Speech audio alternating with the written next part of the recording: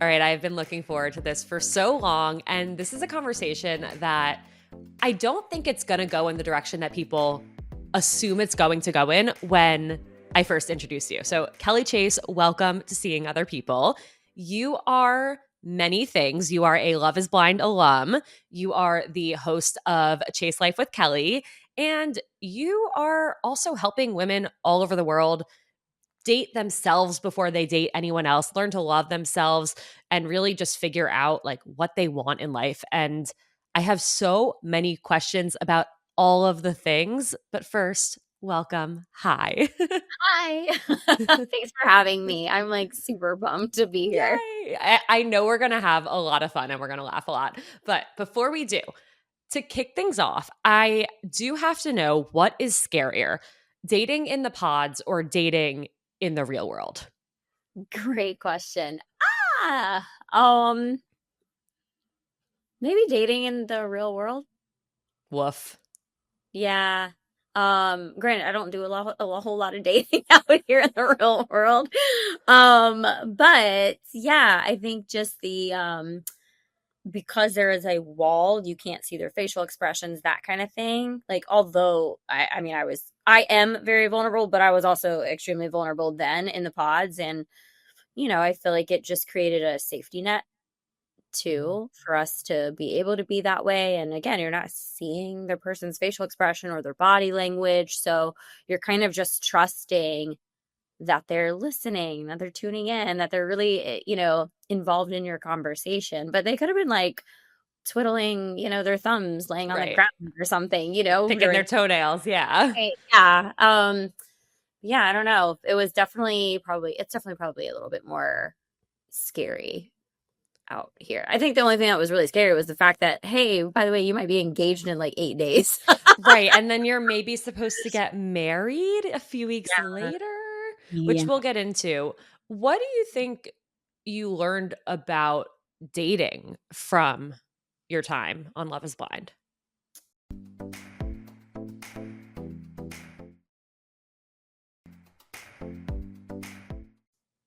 A couple of things. I mean, definitely the what I take with me now is I'm very and it's probably a culmination of like the work that I do, like the healing work and all of that, but like and just being very intentional. I just turned 40 back in July, and I'm like, okay, even before I turned 40, though, these last handful of years, I'm very intentional about like being very upfront with people, and I'm very vulnerable. So I don't I think I'm the one that goes against when people are like, don't wear your heart on your sleeve too much. Don't Right. like, you don't have to tell everyone your whole life story on your first date. And I'm like, why Why not? not?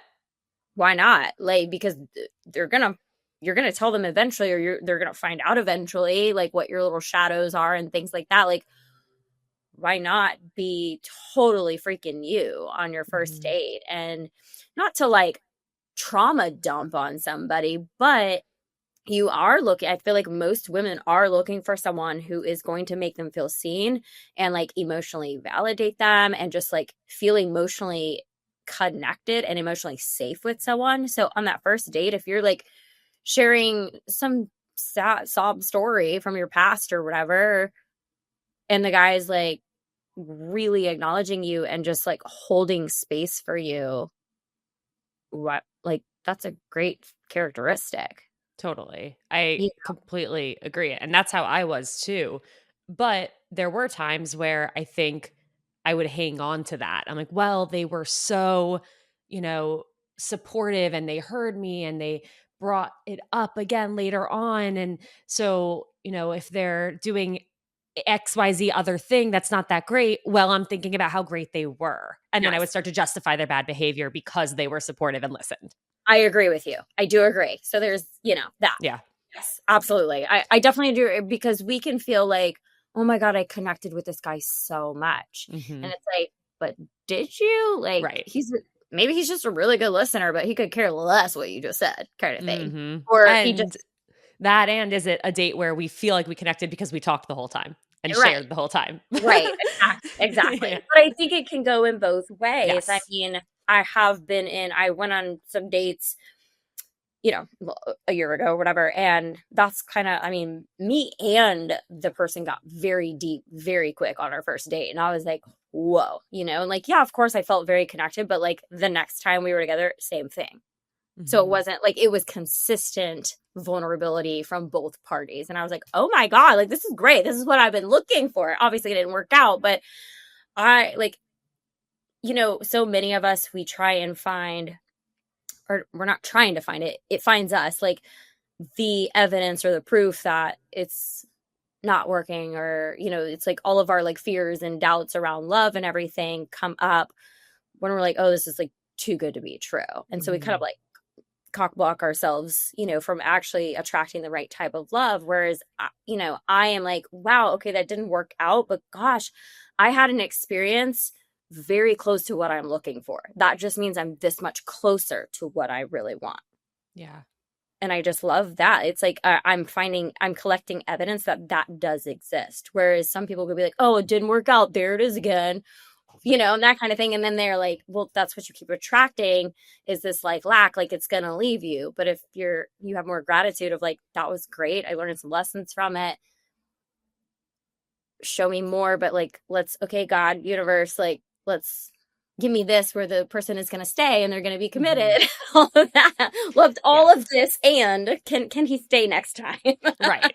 No, I always love conversations with friends or listeners where they're like, it was so good. It didn't work out, but it restored my faith in dating, or it Mhm. reminded me that there are still good guys left out there. And I think it is so important to have those moments. And yeah, it hurts when you get your hopes up, when you want it to work out, and then it doesn't, and you feel like you're back to square one, but you're not, because Right. you've learned something, you've gained knowledge and insight, and you believe that it's possible again. Have you always viewed your vulnerability as a strength, or were there times where you viewed it as a weakness? I feel like I've always viewed it as a strength. I w- Not that there's any like regret behind it, but I mean, obviously, yeah, I am a Z-list celebrity and I have Reddit articles about me, and I am very vulnerable and I share stories very vulnerably on my social media. And I know that there are Reddit articles about said vulnerable stories or people contradicting me or whatever. And not to bring attention to Reddit. Don't go read Reddit, everybody. Yeah, don't definitely don't look us up on Reddit. Which, for the record, if you're Z, then I'm ZZZ. So I like to think of myself as Z, so you're like G. Well, thanks. But it's just like, for those reasons, Yeah. I would say that, and it's not a weakness, it's still a strength. I mean, I'm like, okay, whatever. Like, people are creating or like sharing their own perspective about this much that I shared on it. Like, they don't know the full Right. story, And that's also like with reality TV, it's like you don't know the Right. story, and then you're gonna judge someone based on a glimpse of what you're seeing. So I'd rather be vulnerable and touch the people who need to hear it Yeah. than be afraid of being vulnerable because I'm going to get judged for it. Well, I feel like that really parallels what happened to you with Love is Blind, because you said no at the altar, but so did he. Right. But they only showed you saying no and quote unquote breaking his heart. And that's not what happened. Right. Correct. Was that like, what was your reaction to watching that back and realizing that that was the narrative that was put out there? I was pissed. Yeah. I'm laughing about it now, but I was not okay with it then. Yeah.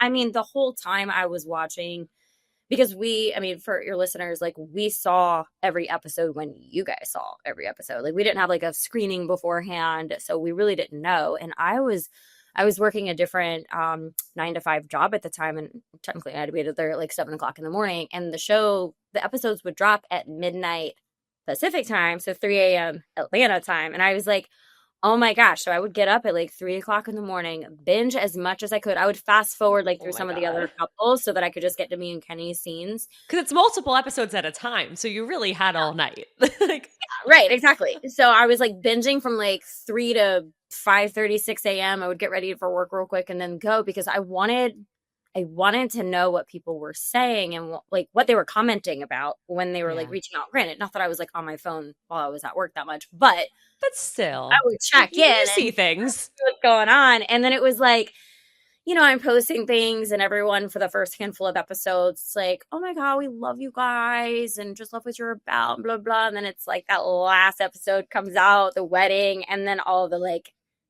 oh, he dodged a bullet, like you suck, like you're gonna die alone, and just like so many like terrible things that were either just like digs at my character or saying things like that, like you're better off like dead, or like you should die alone, like you're gonna die alone, bitch. And like I'm like, who says that? And so my little people pleaser at the time was so just like, that's not the story. And so I started like trying to like correct it, whether it was on my Instagram story or, other podcasts that were like reaching out at the time. And I got a call from Netflix legal and they were like, you can't say that. I was about to say, were you allowed to do that? Oh, but I was like, this is my truth. Literally your character is being put into question and you're supposed to just sit back and watch everybody tear it apart.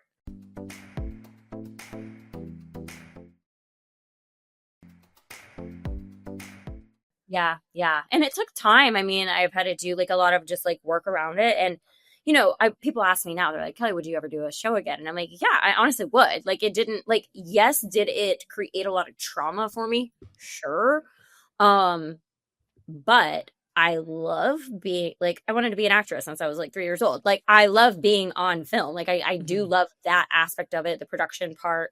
I enjoyed just I enjoyed so much about it, and even just so much of what I learned about myself and learned about other people. I mean, I always said like, as long as there's not a wedding at the end, I would do something like that again. But I feel like I almost like want to do a show again because I would know how to approach it differently this time. And not that I would be like different, I would just know, okay, they're creating a narrative of me, roll with it. Just roll with it. And like, who cares about these people who are just trolling me and they're literally just believing literally a reality TV show that they see online. Fine. Right. There's so much that's out of your control and you Yeah. can't control what's edited and put out there. You can't control what other people think and feel, but you can control knowing who you are and just leading with that. Yeah. Yeah. And probably, when I saw it at 4 o'clock in the morning, of course, like I cried probably almost every episode just because like I think I was like grieving and mourning like a version of myself that was no longer, but also like, cause I don't think I really ever dealt with it that much. And it was a relationship that ended very quickly. And I just kind of had to move on. And anyways, the wedding scene, it was just so emotional for me. And then of course, they show it in that limelight. And yes, I was frustrated, but I don't think I got as like upset about it until I started getting so many like personal digs. Right. Like I just didn't think, I'm like, you would never think that people are going to react like that. Right. Yeah. And then it was just so much, and I mean, and it's interesting because like even like, what are it, season 8 or 9 now? And it's like, if you let the credits roll for the latest season, it rolls right into auto playing season 1. And so people will start watching season 1. And so they they get to know me. And like a few weeks before season 8 came out, I got a couple comments, got a couple DMs. Some were very friendly, like, hey, I just watched Love is Blind, thought you were great, like, love what you're doing. I just checked out your page, love what you're doing. Happy to see you're doing great. Yeah. Yeah. But then others were like, I can't believe you did that to that guy. Like, of course you're still single. Blah, blah. Like, it's bro. So crazy. It's so crazy. What do you think was the biggest or like the most transformative chapter of your life? Was it pre-Love is Blind, Love is Blind, or post Love is Blind? Post Love is Blind all together. But I would say like I hired a business and mindset coach after we got done filming. So before it aired. And that was extremely life-changing. And then since I have worked with that said coach and or other mindset and relationship coaches, finance coaches, like I'm a big coach girly. I am one, but like I love my coaches. But over the years, even of just having that support has been also very life-changing. So all of it together after Love is Blind. What was your motivation? Like why at that time in your life were you like, this is the move I need to make. Like, this is somebody I need to talk to. What were you trying to solve, heal, fix, work on? Yeah. So when I first hired the business and mindset coach, it was maybe 3 weeks or so after we got done filming Love is Blind. I had worked with her in a different capacity before, like I guess 2, 3 months before we started filming Love is Blind. I was in a like mastermind with other coaches on how to create digital courses and high ticket offers and things like that. So it was more of like a business and marketing mastermind, and she happened to be one of the co-coaches in the program. But she was talking about like money mindset and like feminine and masculine energies, and I was like, come again, I have never heard of this Right, ears lingo perking before. up. Yeah, I was like, what? So I just really I loved what she was saying. It was awakening parts of me. And then also our stories were very similar in the sense of like she had done like bikini competitions back in the day. Cortisol went crazy. She gained a bunch of weight. I did not technically do a bikini competition, but I like followed a lot of bikini competition like exercises and workouts or workouts and like nutrition plans. And cortisol went crazy. I gained a bunch of weight. So like we had very similar journeys in that regard. Mhm.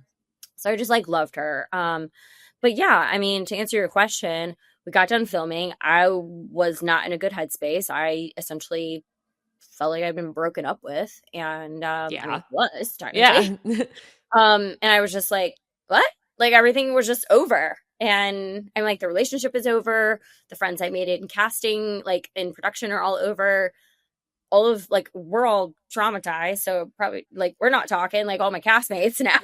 Like, Like, you were dropped in one world, like sealed off from the rest of the world. The most dramatic things that could possibly happen to you, and then you were picked up and plopped back into life and just expected to go on. yeah.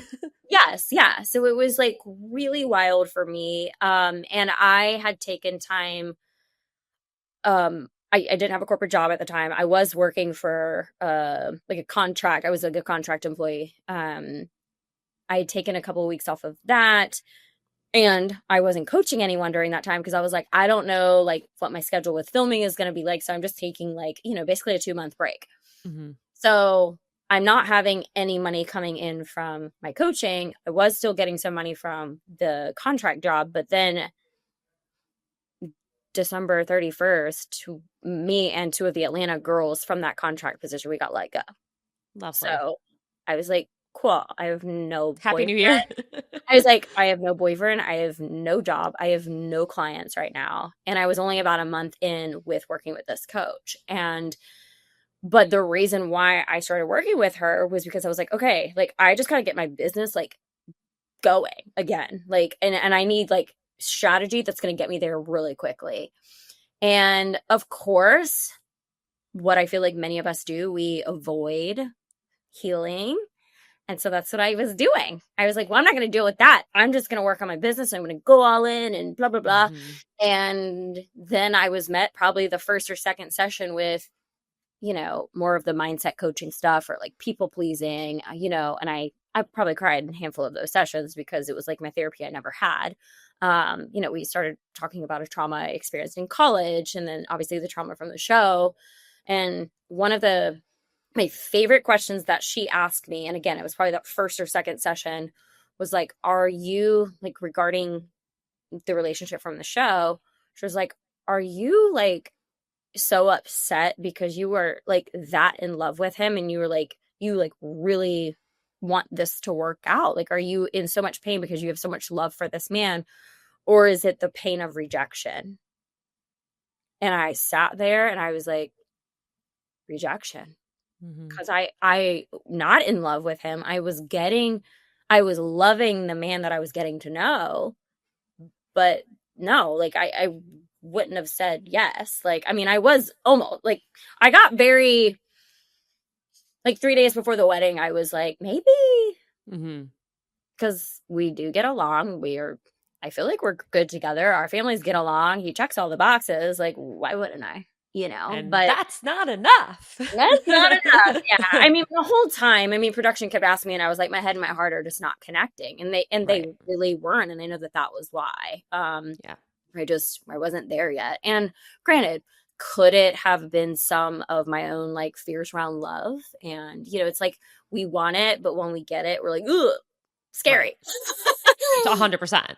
So could have been a lot of that, just based on the relationship coaches that I have worked with in the meantime and all the self-study that I've done. I recognize those things about myself, or have in the past. And it's just really fascinating. But yeah, to answer your question, I dove into the coaching to avoid what I was feeling at first, but she made me feel it. So Yeah. You yeah. mentioned people pleasing. Yeah. I am a recovering people pleaser myself. And I know a lot of people listening to this right now are people pleasers hoping to recover. Yeah. So I would love to hear how you worked on that in terms of like your self-worth journey and dating and not dating, just people pleasing in general, because it's something that so many of us fall into. And it really it's really hard to get out of it because you almost don't even want to talk about it, or you only talk about it in a joking way Mhm. because you're people pleasing Yeah. and you don't want to rock any boat.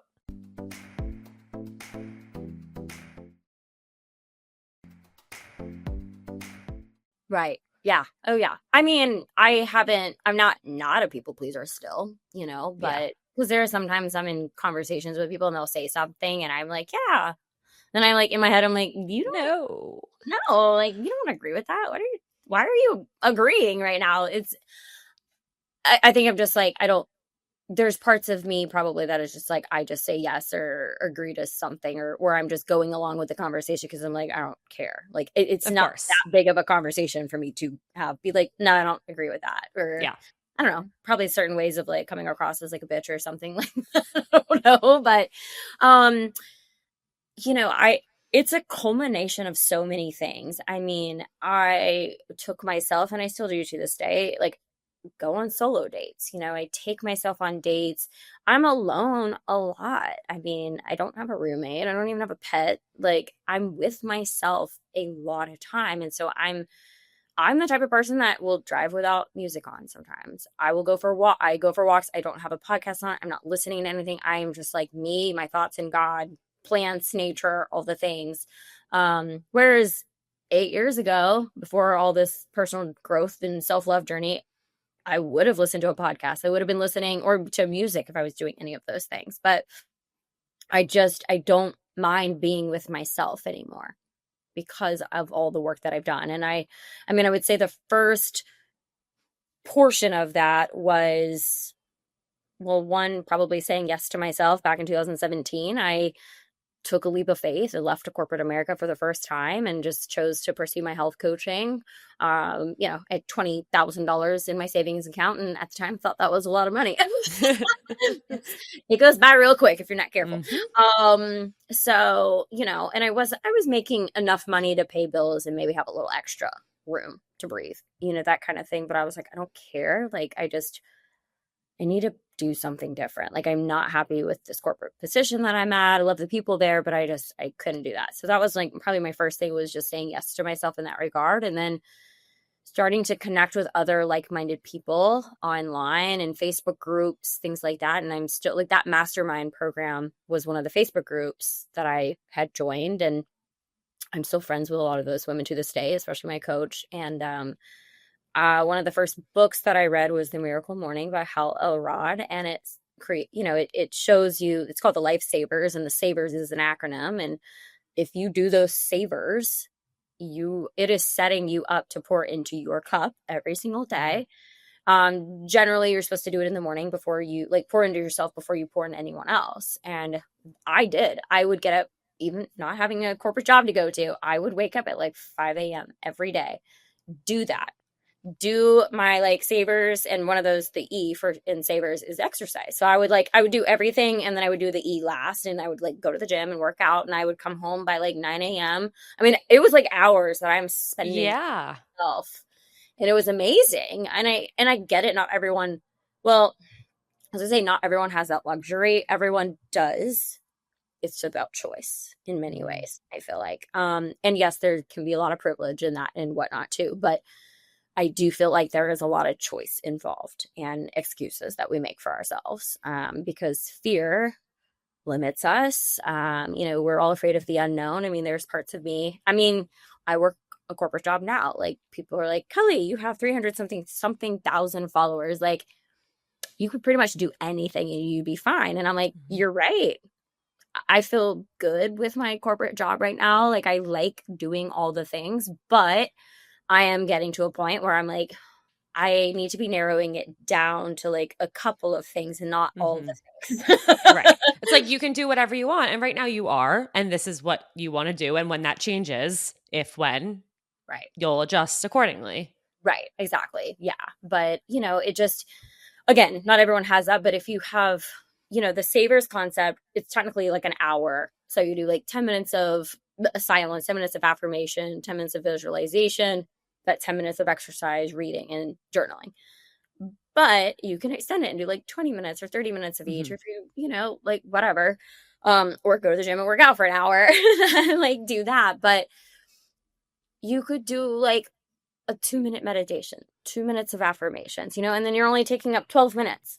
Like Yeah. it's literally 6 things that you do. So if you could condense but still try and do all of those things, and I think it's Mhm. a beautiful thing. Or get up 30 minutes earlier and just do it for 30 minutes. Like just pour into yourself before you pour into anyone else. And the like that compounded with going on solo dates and just a lot of journaling, spending a lot of time in nature. And it may not be like go out to the woods, but like literally just like sit on your back deck and just like Right. be with the trees, and or sit in your backyard, or go to a park. That's what I do, and it's good for grounding, you're connecting, you're, decompressing, regulating your nervous system, all the things. But additionally, I've worked with a lot of coaches. So yeah, I've made a lot of monetary investments, but a lot of time and energy investments too. I mean, there's a lot of free resources on YouTube and podcast, like Yeah. there's so many things that so many resources that we can tap into. But I mean, obviously working one-on-one or being in like a group coaching program was more life-changing because you have someone to hold space for you and reflect back to you what they're hearing and call you out on your bullshit too. Be like, Mhm. that's an excuse. That's a limiting belief. Like, nope, we're not going there, Cal. Like, Yeah. so it's just a culmination of all of that. But that book was radically helpful for me. I mean, even hearing you talk about it, like I know when I do things for myself, not even thinking about it, like I feel so much better.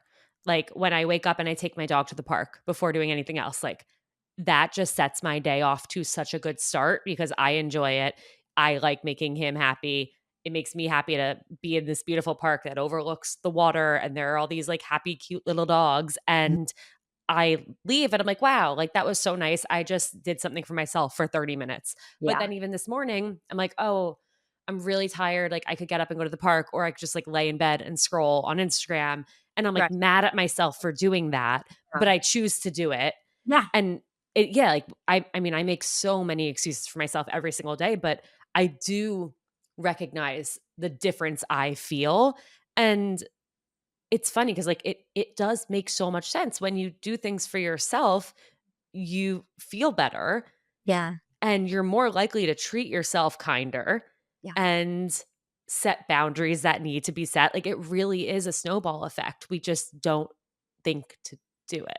Do it. Right. Yeah. Yeah. And I mean, it really does cultivate self trust. I mean, I will be completely honest. This whole week, I have felt really tired and I have stayed up watching Manifest because I never saw it when it first came on. So good. Oh, good. It's Yeah. okay. It's so, but so many people think it's so bad. And I'm like, that's why I love it. It's so good. I really like it. Yeah. And I'm like, I resonate with certain things about it and everything too. But I've been staying up a little bit too late. Last night I was like, Kelly, turn it off. 10 o'clock, go to bed. But I've just been really tired. I normally get up at like 5 o'clock in the morning, 5 or 6 to go work out. And I haven't at all Yeah. this week. And I'm just like, okay, but that again, it's a choice. I'm doing it to myself. But I also think that there's a level of, one, the ego trying to keep us safe when maybe like we're approaching like that, like a next level version of ourselves. And Hmm. so it's like all of a sudden, like you're met with like a lot of resistance or like you're tired or like there's just like this because you're like shedding something from you. And I feel like maybe that's a part of like where I'm at right now. Like, because I'm going on this podcast tour and I just feel like there's opportunity out there that I don't even know exist. Hmm. that might be on its way to me, right? But like God universe knows that that's happening, and it's kind of like I don't know, or maybe I'm just about to start my period and not, so I'm just being weird. I don't know. Either or, but Or I like this. I like this direction, and that's why you need to watch Manifest right now because you can, and right, soon you might not have the time and the space correct. to. Yes, exactly. So we'll go with that. We'll go with that. It was funny because someone asked me the other day, they were like, "Oh, are you watching like the new Love is Blind season?" And I like my immediate reaction was going to be like, "No, I don't have time." And then I was like, literally been binging a different show. Yeah. Like, but I did. I watched like the first dump of episodes last week or 2 weeks ago when it first came out, but I haven't two watched it yet. two questions about that. Yeah. One, and I wanted to ask this earlier, but Uh-huh. do you get sick of talking about it? No, I never do. Love that. Like Amazing. I literally would love to go to like a seminar and everyone just ask me questions because I love it. Okay, that's awesome. Number two, what's it like now watching back, thinking about like the conversations people are having in the pods, like people's reactions to things? Like, how does that feel? A, does it like bring anything up or no, because you're so far removed from it now? And B, like, can you see through certain things that are happening? Yeah. Yes, I can see through certain things. I mean, I would say the second season, After Hours, I did watch that one all the way through, and I had to kind of check myself because there were a couple times where I got sucked in to the story. And I was like, Mm. wait, no, production's doing that. Like, that's production making that happen. Like, so, but I was like, oh my God, she said that or he did that.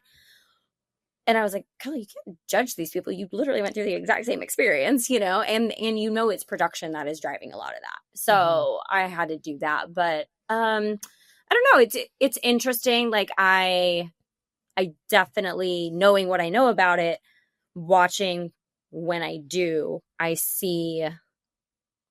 think that I can empathize with them more, just Mhm. obviously because I've been there. But I'm like, okay, we are only seeing a glimpse of what the conversation is, and honestly, like they could be splicing because you could be some of those dates are like an hour and a half long if they're still doing it the way they did it with us. Our first date was like 7 minutes. It was like 7 minutes in heaven. I always say that. But like it was like 7 minutes and then the dates like duration increased. So at Mhm. the longest time, I think it was like an hour and a half, an hour and 45 minutes. So you're seeing like the first set of episodes, like you're seeing like the strong couple or whatever, like get engaged like in the first episode. Like Right. and you're only seeing because you're seeing other people too. So you're literally seeing maybe like 20 minutes of their dating when technically it could be 5 hours worth of dating. But yes, are they on different days? They're wearing different outfits for sure. So you would know that. But like, let's say it is that hour and a half, but you're seeing 5 minutes of it in the episode. They could be like, he could say one thing, Right. could be responded to in a completely different way, but they're taking a response from a different question and putting it, Right. And like it's so manipulated in that people way. forget that when they're watching, but that's literally why you have the gold goblets so that they can do that and not see what you're drinking. Right. Yeah, exactly. Yes. Yep, that's it. That's crazy. Yeah. How do you how do you feel like your conversations, I know you said that you don't go on dates that frequently, but when you do, how do you feel like your conversations on dates have evolved from pre Love is Blind to now? And I don't mean because of the show, but because of the growth. Yeah, for sure. Yeah, I mean, I probably just the depth of the conversations and again being very intentional with the what I'm asking or what I'm looking for. I mean, I was on Hinge the other day and this guy was pretty surface level and that was that. Like Mhm. I didn't respond to his last message. He didn't like ask me a question. He was just like talking about baseball or something and then he said something about like yeah, you can like he plays like baseball in leagues here in Atlanta and he's like yeah, like you could like do you play? And I said no. I don't. I've been afraid of the ball since I was 5. And he was like, well, I guess you'd be a good, like cheerleader or like you can come like watch or whatever. And I was like, yeah. I'm like, but then there's other guys messaging me about like my thoughts on subconscious reprogramming. And I'm like, yeah, exactly. That's the conversation that's what I mean, not to say that I am like a deep person all the time. I gotta have fun. I gotta let loose. I gotta like talk about silly things, of course. Mm-hmm. But like, I'm looking for the person who is gonna have this more evolved conversation with me. Again, emotional connection, all of that, and emotional intelligence, the intelligence overall. So I think I just try to get there faster with the guys. Like, let me see what green flags and red flags are present. Yeah. How do you think those flags have changed as you've changed? um, I think I just recognize things faster. Mm-hmm. If it's, I mean, not all the time, but I mean, even I dated someone years ago and not resurfaced, but kind of reconnected with the person, and what I would have fallen for before, I did not. Mm. And like put a hard boundary on that. So in the past I would have been like, yeah, like come over and hang out. Mm-hmm. So I believe it's more like that. I can just recognize them faster. And I think, I've done some somatic work too, just body work on things. And I can recognize like when my body is like clenching or if it's really relaxed. And if it's really relaxed, this is a go. This is a green flag. But if it's clenching in any way, I'm like, okay, there's some hesitation. Is it them or is it me? Is it some fear popping up for me? That kind of thing. So I'm just more aware. Yeah. I think that's so important. And that's why like doing the work does matter because like you can notice that you're tense. You can notice that your arms are crossed and like you're not like you're feeling off, but then taking it the next step to say, well, is it them? Is it me? Is it the environment? Is it something else? Right. That is the most important thing to do. Mm-hmm. And you don't know to do that or you don't know what to do with it unless you've actually spent time with yourself, with your thoughts, with your feelings. Absolutely. Yeah. Mm-hmm. Yeah. I'm laughing about like going back to somebody. Um I the forget which song it is, but are you a Taylor Swift fan? Yeah. But I mean, not as like, Ish. Yeah, yeah, yeah. Okay. Well, one of her new songs starts as it says, I have a bad habit of missing lovers past. My brother used to call it eating out of the trash. It's never gonna last. And I'm like, that I'm glad because once she highlights it, I yeah. feel like people will actually listen. Yeah, yeah, yeah. That's true. Yes. So I was like, yes, thank you, Taylor. This is good. People needed to hear this. I needed to hear that, most certainly. Yeah. Yeah. No, it's true. I mean, I also have to like, because I've definitely like entertained and, things for longer than they needed to be entertained. Yeah. And, there's history to things and whatever. But I think, at the end of the day, I'm a big proponent on the fact that like we're not like we don't move through something because we haven't learned the lesson. We haven't like really like healed that part of us or whatever the case may be. And it's like, okay, well, if there's still a lesson to learn, and I just give it gratitude. I'm like, okay, like I'm not gonna beat myself up about it. Like, I don't want to shame myself for the choices that I've made in the past. And yeah, sure. I would say that by my choices of holding on to a guy for longer than I needed to, probably did, you know, maybe that is a part of the reason why I am still single, but I also feel like I had a lot of stuff that I needed to work on and work Yeah. through, and I'm exactly where I'm supposed to be. So, Yeah. Maybe that's part of the reason that you became the person you are today. right. Yeah. Yeah. Yeah. You mentioned earlier a relationship in college Yeah. that came with some trauma. Mhm. Can you talk about what happened? Yeah. So basically it was a friends with benefits that went south. I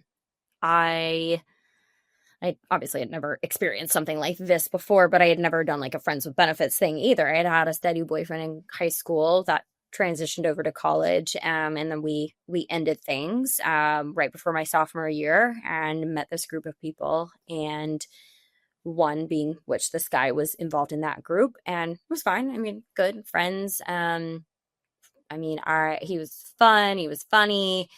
I was just friends with him for a year and a half probably. And then I'm trying to think of like exactly the timeline of things, but basically we did wind up like we went on a trip together, and like I'm like just as friends, you know. And of course like yes, I probably was interested in him a little, like there was maybe some interest just because I like loved the person that he was so much, Mhm. right? And honestly, that's how I dated my first boyfriend in high school. Like I loved the person that he was. He had such a great personality. But anyways, we did wind up sleeping together on this trip. I could probably honestly say don't I don't think I wanted to. Um, but I just was like, okay. And plus I think he was like, it'll be fine. Like we're Mhm. friends, it's fine. But that was not okay. Because we would, I mean, it was, again, this was in college town. We would go out and, you know, alcohol is involved, whatever. Yeah. It's midnight, 2 a.m. And I would be at a bar, and maybe be talking to like a guy, mutual friend, not even like Mhm. random, mutual guy friend. And there were episodes where he would just like come up and like kind of like grab my arm, or just be like, or kind of like separate me and the dude and be like, and he would be very like bro, what, like are you, or he would like say to me like, what are you like trying to fuck him? And I'm and the guy's like, we're talking about chemistry, like Like organic science, literally like our exam. not our chemistry, like Yeah. history. We're talking about political Uh, science, like. And so the guy, because he was a mutual friend too, like he would be like they would be like, like, is everything okay here? "Oh, like what's Yeah. happening? Like I'll go." And I'm like, "Okay, yeah, like I don't know." Anyways, but that continued to happen a lot. There were some fights that broke out because he would just get so belligerent, and like this guy friends of mine would stand up for me kind of thing. But it got like to the points where like it would just be so chaotic, and I would like probably wind up leaving, crying, that kind of thing. The next day he would call and be like, hey, like you know, I was just drunk last night, I'm so sorry, like come over and let's talk about things. And I would. um and I didn't learn my lesson on the first time this happened. It happened multiple times. But he would, you know, I'd be sitting there and then I'd be like, I gotta use the bathroom. Get up, go to the bathroom. I come back and like my purse was not sitting on the coffee table where I left it. And I'm like, or my keys were not on the coffee table where I left them. And I'd be like, where's my purse? Or where are my keys? And he's like, I don't know. So basically, he would trap me in his Yeah. house. And I felt like I would have to do something, like we would like he would like start making out with me. So I felt like I had to do something sexual to him, Yeah. in order to get out, and that's what I had to do. And granted, yeah, like okay, Kelly, like how many times are you gonna like do that before you learn your lesson? Like stop going over there. Like obviously, it's not changing. Um, but I mean, there were times, you know, he would even like show up at my house, you know, after we would be out of the bars, and he'd show up at like 2 a.m. and like be stalking my house, to the point where I'm like even my roommates were like, what the fuck? Like, Yeah. you know, should we call the cops? Like, what do we need to do? And I'm like, no. And I didn't want to like, I don't know, I just like never wanted to like get him in trouble or do that, you know? And plus I think I had this huge fear because my parents, and this sounds so crazy, but I know it will resonate. Like my parents knew kind of about what was going on, and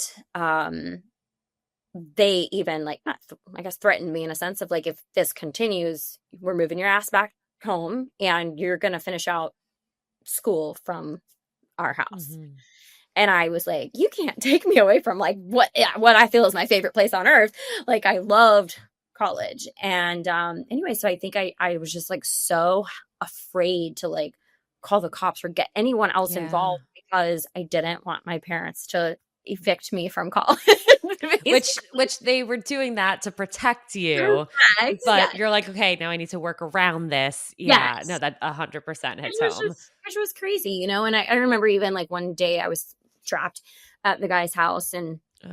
talked to I had a phone, I had my phone, but sometimes he would even take my phone out of my hands. But this one time he had a back patio, but it didn't have like, you couldn't go downstairs. Like it was just like an overhang. And I went and sat out there and I called one of my really good friends, and she did not sympathize with me at all, and was like, you got yourself in this mess, get yourself out of it. And I only just told her about a year ago or a year and a half ago, like all the details of what happened. And she cried and she was like, I'm so sorry. She was like, I will never question. Like, if you ever sound like you're in danger or whatever, like, I will never do that to you. And I was like, no, it's fine. It's fine now, you know? And I was like, I don't think that I could explain what was happening to me because it was so embarrassing. And I had like so much shame around it. Like, I didn't know how to, and I didn't want people that involved, you know, because I'm like, this is my own doing. But anyways, it got to a point where like I showed up at a house party, like a late night house party one time. I wasn't even drinking. And he pushed me down like in front of everybody. Like there was some people in the house, some people outside. So I had not even made it in the house yet. He comes like flying out of the house and just like full force just throws me to the ground. And the like guys, everyone just went into like freeze mode. Like everyone was like, what just happened? Like, oh my God. And one guy was standing there who I was talking to, and he just very kindly talked to him like, dude, that wasn't cool. Like, let's talk about it. Like, what's going on? And they took my purse and my keys away from me and got me like in the house and like settled down and everything. And then come to find out, someone gave him my keys to my car. And so people need to stop taking your keys. I know, right? But like, so someone brought me my purse, but then like my keys weren't in there, and apparently he had taken my car. Oh my God. And like the next morning, I mean, I stayed at that person's house with my girlfriend, and like the next morning, he like broke into the guy's house to like basically see if I was like sleeping with a guy. I don't know. And the guy like hops out of bed and was like, bro, like the fuck are you doing? Like, get out of my house. Like you're trespassing. Like, what the heck? And he was like, sorry, I was trying to talk to her. I just need to talk to her. And I'm going to give her car back. And I'm like, it was crazy. He had like broken my windshield or put a crack through my windshield. And the final straw was like, I went over to his place, did not go inside. I did learn my lesson finally. I did not go inside, but I went over to his place because again, I was scared my parents were going to do something. And he was like, I will call one of those like mobile like glass repair companies and to fix your windshield. And I was like, okay, fine. So I drove my car over, did that. And then he's like, let's talk about things, like just come inside. And I was like, no, I'm not, I'm leaving. So I get in my car, he hops in the passenger side, and it was like an apartment complex or whatever. So I'm like driving to the front and I pull over right before we were about to like get out of the gate. And there was a guy landscaping on this little hill. Good. Yeah, thank God. And I was just like, get out of my car, like all this stuff. And I kept looking and trying to catch the guy's eye, you know? And he did. He finally and he walked over, rolled my window down, and he was like, is everything okay? And I was like, no, it's not. It's not okay. You won't get out of my car, you know? And the guy, you know, he's like, she's fine. Like, we're just having an argument, blah, blah, blah, blah. And the guy was like, well, I'm right here if you need me, kind of thing. And I was like, I do need you. Like, I do. But yeah, he had like, I tried to get out of the car one time, and maybe this was like reverse, but maybe he came over after he saw this. But I like tried to get out of the car one time, and he like pulls my hair, like pulled me back into the car, and like, you know, was grabbing my arms. Like I did have bruises on my arms and my legs, just from where he grabbed me so hard and to try and like keep me in the car and that kind of thing. And then I think that's when the like landscape guy came over, and he was like, and then he like went to call, like acted as if he was going to call the cops or something like that. And so the guy left my car and went back to his house. And then I was like, okay, now I need to call my mom and dad. Like now it's bad. So I did. And I mean, I haven't seen him since that day. I mean, we did like get police involved and everything like that, but it was very traumatic, of course. I went to one therapy session, and the therapist, granted, it could have just been the way I perceived how she said it, but I'm pretty sure she said it like this of like, and you kept going back to him. And I was like, that's what everybody's asking me. And that is judgment. And I don't like it. Like, I didn't say this, but I was just like, yeah, And then my mom picked me up from therapy and she's like, did you make your next appointment? I was like, no, I'm No. fine.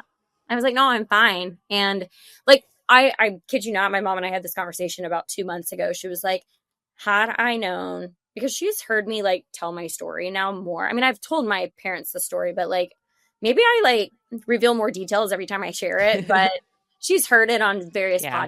podcasts and she's like, had I known what I know about therapy to now, I would have been like, okay, maybe you didn't like that therapist, but we're going to find you a new one kind of thing. And Yeah. she was You like, live but and learn. yeah, she was like, I just took it as like your word, like that you were okay. Yeah.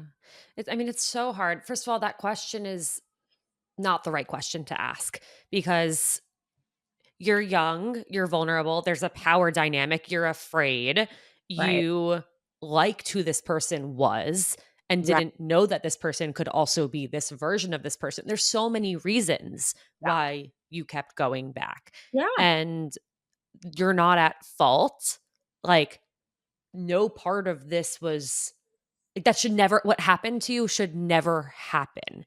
Right. And so for that therapist to say that makes you blame yourself even more. Right. Yeah. Yeah. Well, and also I'm like, aren't like I came here to find that answer. Like, aren't you supposed to tell me why I kept doing that? Right, right. Like, you're supposed to Exactly. tell me that. Like, it's obviously something's Yeah. going on. But yeah, I mean, like now, even after the studies and whatnot of like just domestic violence and abuse and all of that, and watching shows where that's Yeah. prevalent, it's like you keep going back because you knew them how they were before.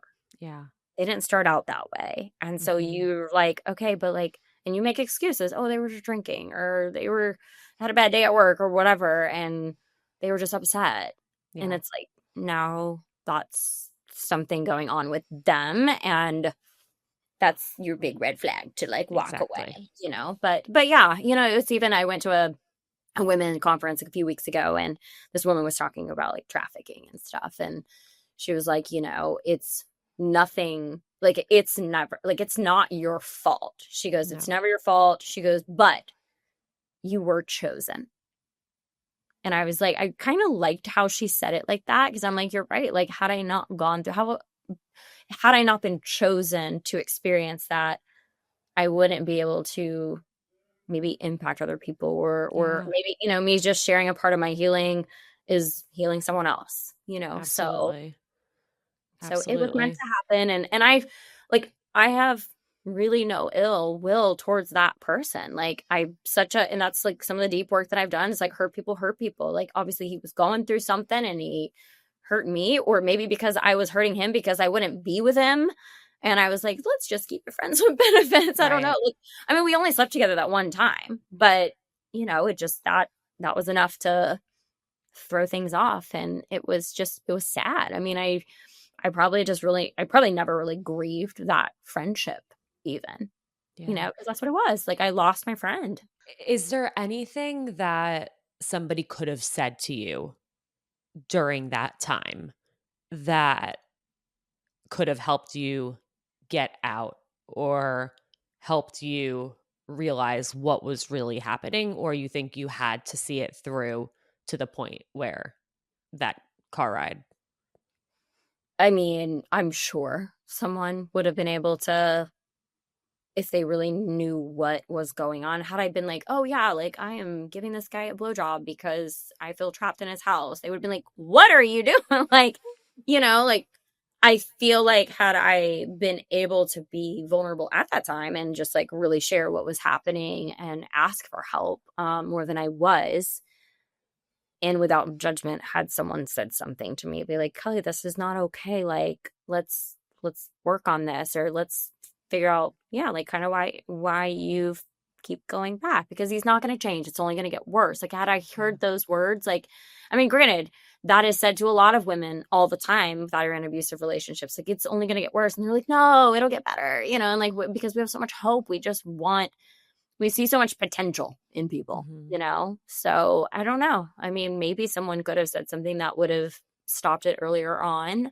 Um, I mean, now I think that, I mean, if again, there's so many free resources, but like, I feel like this type of work, if it were like more mandatory in schools or, you know, or if more parents, one could have, you know, could make the financial investment or even just, you know, sit their child down and be like, here's a free YouTube video on, you know, just almost like relationship coaching, self-love coaching, just identity work from high school, you know, like Mm-hmm. starting them out because it's like we went from high school to college and we went from like a teenager to this like now we're free, we don't have to like answer to our parents, like We're not adults by any we're not means, adults, we are but not, there's just yeah. some it's a weird age range and you're just like thrown to the wolves. And Mm-hmm. I think I was so I think I was sheltered to a degree high school wise. I mean, yeah, of course I knew some things were going on or whatever, but it was a whole different story in college. I Yeah. mean, things were very different. I went to a very big school. I mean, we were literally one of the top party schools in America. It was a lot. And for someone that didn't really drink until my sophomore year, like of life, yeah, it was just interesting. So yeah, I don't know, but again, I forgive the person. I forgive myself. Like I wish it didn't happen, of course, and I hope that that person is, you know, has forgiven themselves or is doing better in life. Yeah. Well, thank you for sharing all of that. Um, I have no doubt it will reach somebody who needs to hear it, even if it's to say something that can help a friend. So thank you. And yeah, I mean, I like what you said about what was said to you, that you were chosen and that maybe this is why, so that you can have this impact on people, and that it did lead you to become this incredible person that you are now, who is, such a light to so many people. So thank you. yeah, thank you. Two very unrelated questions Yeah. to close out. Number one, because I have to ask you this, and people have asked me this so many times in conversation, and I know what my answer is. So I'm very curious what yours is. Is love blind? Yes. I Okay. do think that love is blind. And I say it to myself, to yourself. Love is blind. I love that. Yeah. Because you really don't truly, I don't think a lot of people truly love themselves until you start doing this work. And so Yeah. you're just very blind to it. Yeah. I love that. Mhm. My answer is usually love is blind, but it's not enough. Yeah, that could be it. Yeah. Yeah. Yeah. Very true. Yeah. And then a more on brand, not on brand, because that was very on brand, but the question we end every episode with is, what is the best piece of dating or relationship advice you've ever received or have to give? Ooh. Get clear on what you actually are looking for and like memorize, like study this stuff. Like you have so much awareness to what isn't that. Yeah. And not in a way because of course you're going to meet people that may bring actually something better to your plate, right? That's not on your list. But like if you're like I want someone that's very compassionate or very emotionally connected and you're met with a guy who shows up and he's like rude to the waiters, you know, it's like okay, no. Right. That's No give matter me no matter how cute or charming he is, like that's a yes. clear, yeah, like yeah. Yeah. Yes. And there's like so yeah, I would say just get so clear on that and then just continue to look for that in what and not just not like physical, but like, you know, characteristics and qualities of this person go towards those people and continue. The more that you do that, the more I believe that you are sent, like I was saying at the beginning of the episode, like you're sent that evidence that that does exist. It may not be the Mhm. person, it could have some of that stuff, but like if something is off, it's not that person, it's someone else. Because I don't think people can change for sure, but like you don't want to get into a situation, which I have been in many times, where you see the potential of the person and you fall in love with the potential of the Oh, person yeah. and not the reality of what they are. So it's like, that's why it's like, get so super aware and clear on what you're looking for, because it will help you to identify what is not that. And if you're like, okay, but I could, like, I know he can be great. He can be so great. I'm like, yeah, but he's not today. So Mm-hmm. maybe universe will circle him back around when he is good and great. But like Right. today he's not. So like let him go. You'll find someone that is greater. Mm-hmm. We all can be astronauts, but we're all not. We haven't done the decades of work it takes to get there. Exactly. Yeah.